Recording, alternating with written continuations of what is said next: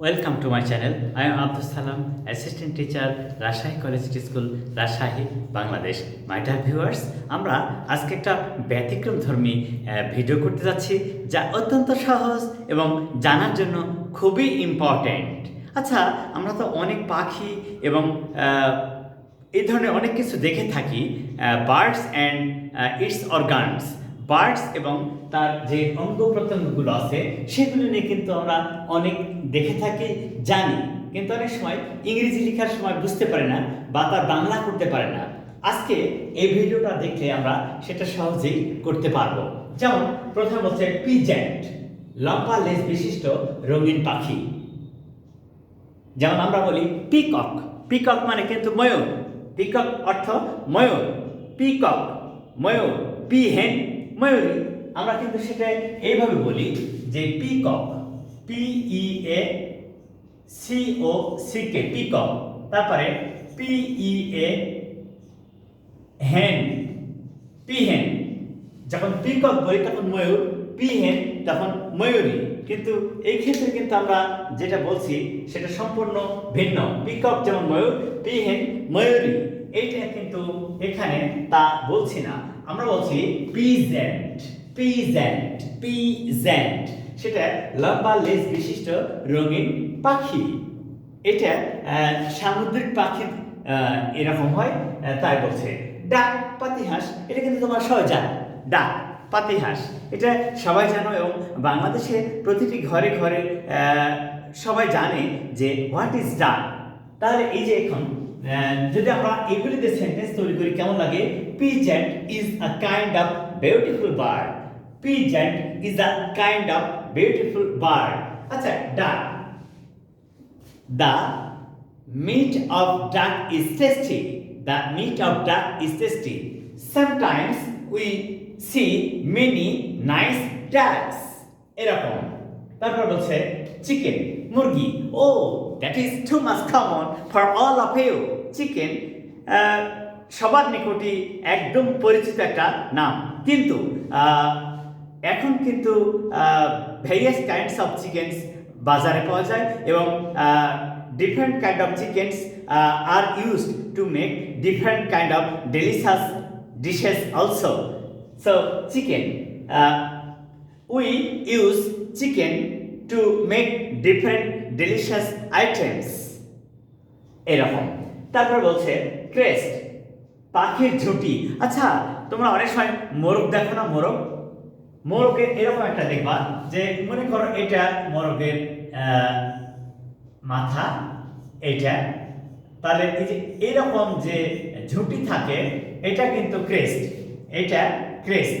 এই মোরগের মাথার উপরে যে ঝুঁটি থাকে এটাকে বলা হয় ক্রেস্ট। এইটা হচ্ছে এই ক্রেস্ট। মোরগ বা অনেক পাখির মাথায় যে ঝুঁটি থাকে তাকে ইংরেজিতে ক্রেস্ট বলে।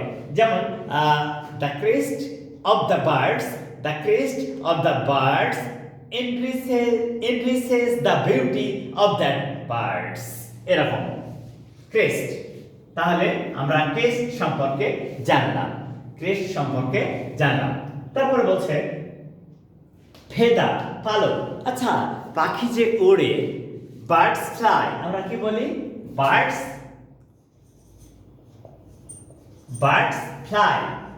এই পাখি ওড়ে, পাখি ওড়ে। আচ্ছা, পাখি যে ওড়ে কোনো অর্গানস ছাড়াই কি পাখি উড়বে? না, ফেদার লাগবে। এই ফেদার্সের উপর ডিপেন্ড করেই কিন্তু পাখি উড়ে। তাই এই ফেদার মানে পালক, ফেদার্স অফ দ্য বার্ডস, পাখির পালক, ফেদার্স অফ দ্য বার্ডস, পাখির পালক। সহজে, কত সহজে বলা যায়, লেখা যায়। বিক মানে ঠোঁট। এই যে এই পাখির যে ঠোঁট থাকে, এইটা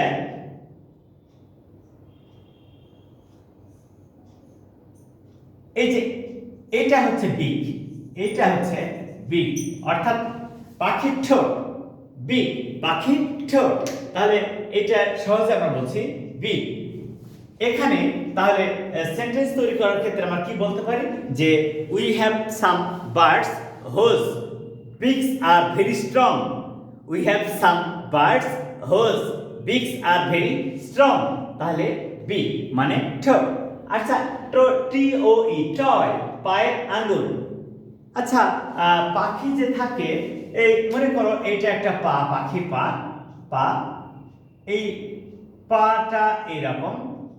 এখানে দেখো, এখানে খেয়াল করো, এই যে এই পাখির যে এই পায়ের আঙ্গুল, এটা এই যে এগুলি কিন্তু আঙ্গুল, এগুলি আঙ্গুল, এটা হচ্ছে পাখির পায়ের আঙ্গুল। এটা কি? টয়, পায়ের আঙ্গুল। পাখি মানে তো পা থাকবে, যদি পা না থাকে তাহলে বসবে কিভাবে সে? সবসময় কি উড়ে বেড়াবে? নো।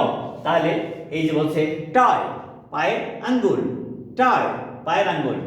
যেমন some birds have strong toes. Some birds have strong toes. এরকম হবে।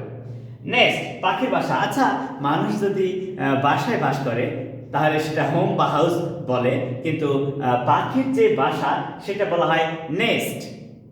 Many birds use nests to lay eggs. তাহলে অনেক পাখি এই বাসা তৈরি করে ডিম পাড়ার জন্য। আচ্ছা, যদি পাখি ডিম না পাড়ে তাহলে কি নতুন পাখির সৃষ্টি হবে? তাহলে তো ইনস্টিংক্ট হয়ে যাবে, কি যেন এই পাখিগুলো পৃথিবী থেকে ডিস্ট্রিক্ট হয়ে বিলুপ্ত হয়ে যাবে। তাহলে নেস্ট অর্থ পাখির বাসা। তাহলে দ্য বার্ডস লে দেয়ার এগস ইন দেয়ার নেস্ট, এরকম। ক্ল, পশু পাখির পায়ের তীক্ষ্ণ নখর। তোমরা অবাক হয়ে যাবে যে কিছু কিছু পশু পাখি আছে যারা পা দিয়ে যদি আঘাত করে তাহলে একবারে অন্য পশু বা মানুষের শরীরের ফ্লেশ একবারে তুলে নিতে পারবে, এমন আছে। তাহলে এই যে তাকে বলা হচ্ছে ক্ল, পশু পাখি পায়ে তীক্ষ্ণ আঙ্গুল বা নখর। তাহলে এখানে বলছে যে some birds use their claws to hunt also. তোমরা দেখবে যে চিল যাকে বলছি আমরা, শকুন, ভালচার বলছি, এই চিল, এই যে গাল, শঙ্খচিল বা গোল্ডেন ঈগল যাকে বলছি, গোল্ডেন ঈগল, এই যে গোল্ডেন ঈগল, সোনালী ঈগল, এরা কিন্তু অনেক স্ট্রং। এরা তাদের এই যে ক্ল, এই ক্লটা ইউজ করে কিন্তু ছোটখাটো প্রাণী ধরতে পারে। তাহলে the golden eagle, Sonali eagle the golden eagles use their claws to hunt their prey. তাহলে আমরা সহজে কিন্তু বুঝতে পারছি যে এইটা কি। ক্ল মানে পশু পাখির তীক্ষ্ণ নখর, যা দ্বারা তারা কিন্তু অ্যাটাক করতে পারে, শিকার করে আবার অ্যাটাক করতে পারে। ভালচার, শকুন। দেখো এই ভালচার এমনি তুমি দেখে অনেকে ভালো লাগতে পারে, নাও লাগতে পারে, কিন্তু they are very important to clean the environment because they eat up the rotten animals or birds. So they are very important and useful for the society. তাহলে কি বলছি আমরা? ভালচার অর্থ শকুন, ভালচার অর্থ শকুন। So they are the part of the nature and they help the nature to keep it clean.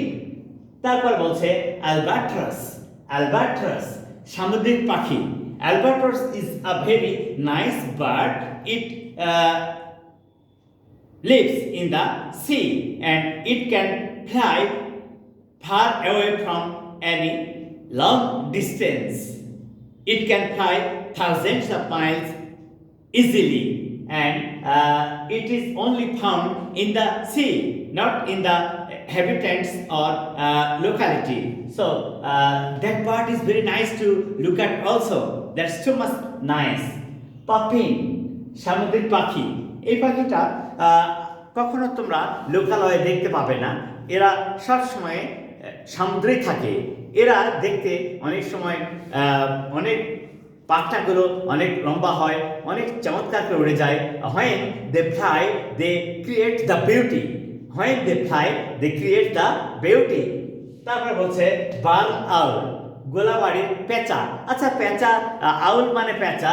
যখন আমরা কি বলি যে গোলাবাড়ির পেঁচা, বার্ন আউল, গোলাবাড়ির পেঁচা। এই যে পেঁচা, এটা শুনতেই খারাপ লাগছে, দেখতেই খারাপ, পেঁচা, আউল, কিন্তু এগুলি রাতে বাইর হয় এবং সাধারণত কৃষকের গোলাবাড়িতে এগুলি পাওয়া যায়।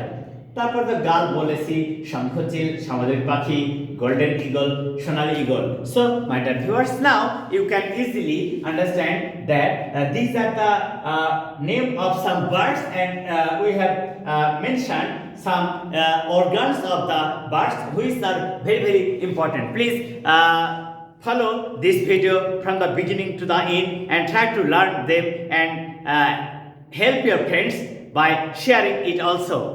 Assalamu alaikum.